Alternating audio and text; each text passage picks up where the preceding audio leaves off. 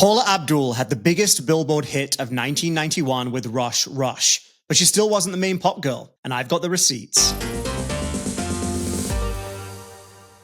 Welcome back to my series, The Main Pop Girl, where together we crown the woman who actually dominated pop music each year from 1990 to now. Not who should have won, not your favorite, who the numbers say owned that year.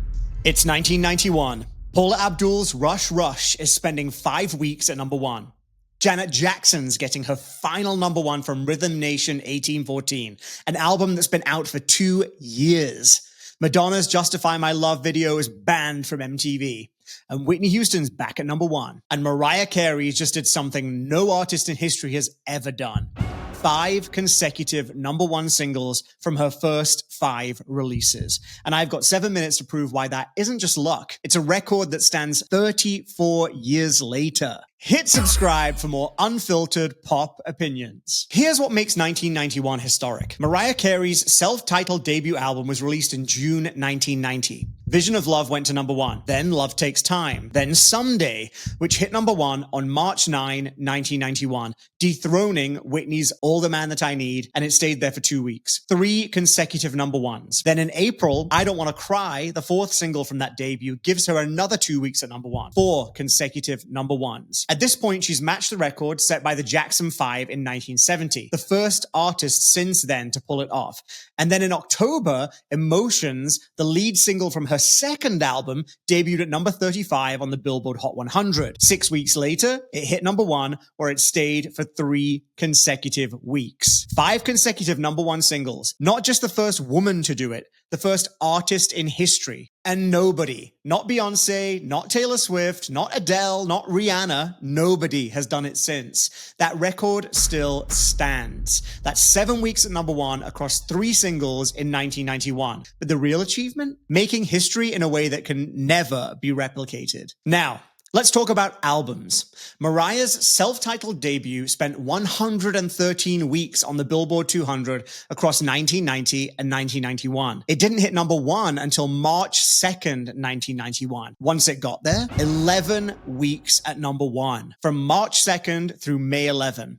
The album sold 3.38 million copies in the US alone. Then, in September 1991, Mariah released her second album, Emotions. And this is where things get messy. After the massive success of her debut, Emotions debuted at number 4 with only 129,000 copies sold in its first week. Critics were surprised and the reviews were mixed. But here's the thing. The album still spent 27 weeks in the top 20 and 54 weeks total in charts. It eventually went triple platinum in the US and platinum in the UK, where it peaked at number 4 after debuting at number 10. So yes, it underperformed compared to the debut, but by any other standards, it was still a hit. Beyond the charts, 1991 was the year the industry crowned Mariah Carey. At the 1991 Grammys in February, she won Best New Artist and Best Pop Vocal Performance for Vision of Love. The validation was official. She performed Someday at the 18th Annual American Music Awards. She performed Emotions at the 1991 MTV Video Music Awards, delivering those whistle notes live on stage, cementing her reputation as a technical powerhouse.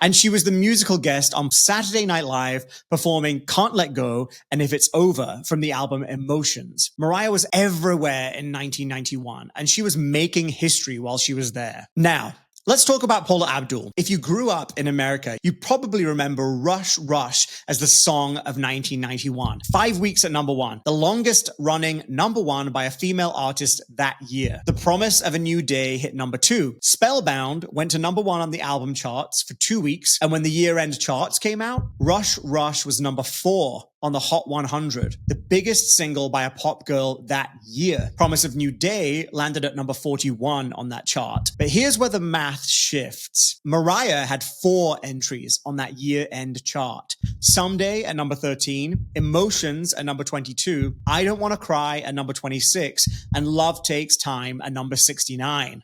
4 songs. Consistent, sustained chart presence all year long. Paula had the bigger single, but Mariah dominated the entire year.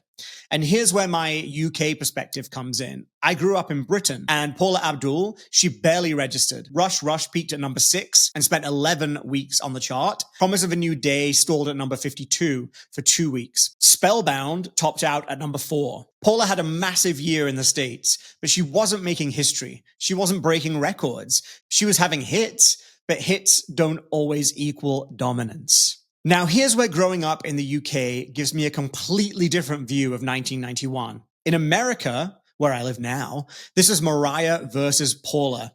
But across the pond, it was Cher's year. Yes, Cher. The Shoop Shoop Song, It's in His Kiss, a cover from the Mermaids soundtrack, was released in the US in November 1990 to coincide with the film. In America, it peaked at number 33. Respectable, but nothing special. In the UK, it went to number 1 for 5 weeks.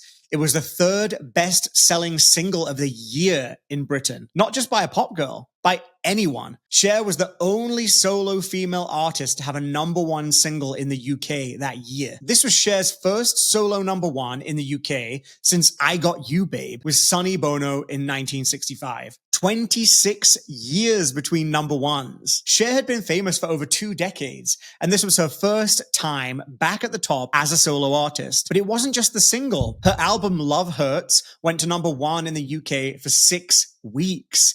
It was the 9th best-selling album of the year. In America, it peaked at number 48. Cher also had Love and Understanding, which hit number 10 in the UK. In the US, it peaked at 17, but spent 15 weeks on the Hot 100. Then there's Save Up All Your Tears, number 37 in both countries, but it spent 5 weeks on the UK chart versus 20 weeks in the US. The disparity, though, is fascinating. Cher was a legitimate UK superstar in 1991, while being mid-tier in America. If you grew up in the UK, Cher was unavoidable. So Cher's going to be my number 2 for 1991. Let's give some quick flowers for the other women who made 1991 count. Janet Jackson, Love Will Never Do Without You, hit number 1 in January 1991. This was the 5th number 1 single from Rhythm Nation 1814, an album released in September 1989. A 2-year-old album still generating number 1 singles. Rhythm Nation spent 108 weeks on the Billboard 200. It's incredible. That longevity is legendary. Madonna, Justify My Love, gave her 2 weeks at number 1 as 1990 closed and 1991 began. The video was so sexually explicit that MTV refused to air it, so Madonna released it as a first ever commercially available video single. She turned censorship into profit. Genius. Rescue Me debuted at number 15. At the time, the highest debut ever for a single by a woman. It peaked at number 9, and she performed sooner or later at the Oscars with Michael Jackson as her date. Whitney Houston, All the Man That I Need, spent 2 weeks at number 1 in early 1991. Gloria Estefan, Coming Out of the Dark, hit number 1 for 2 weeks in March after her recovery from that devastating bus tour accident. But when we look at 1991, there's only one artist who rewrote the record books. Only one artist who did something nobody else in history has ever done.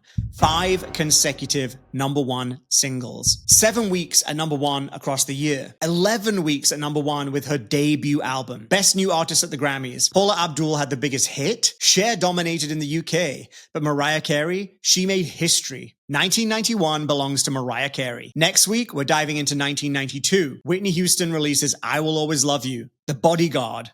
You're not going to want to miss it. Hit that subscribe button because we've got 34 more years to get through. And trust me, every single one is going to spark some serious pop debate. See you next time, pop lovers.